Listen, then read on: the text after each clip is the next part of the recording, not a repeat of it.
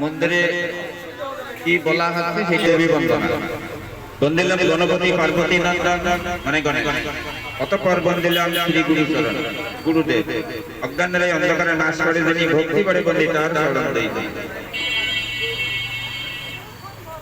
পার্বতী প্রিয় পুত্র গণেশ দেবতা কিন্তু গুরুচর দেবতা নয় গুরুকে এবার বন্দনা করা লাগে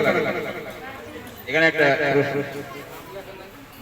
এই জন্য করা লাগে ভক্তি করে বন্দিতার শরণ দেই তার কারণ অজ্ঞানের এই অন্ধকারে নাশ করে যিনি আমি আগে কোনো জানতাম না গুরুদেবের আশ্রয় দীক্ষিত হইয়া গুরুদেব আমার আগম নিগম সমস্ত জানায় দিয়েছে আমার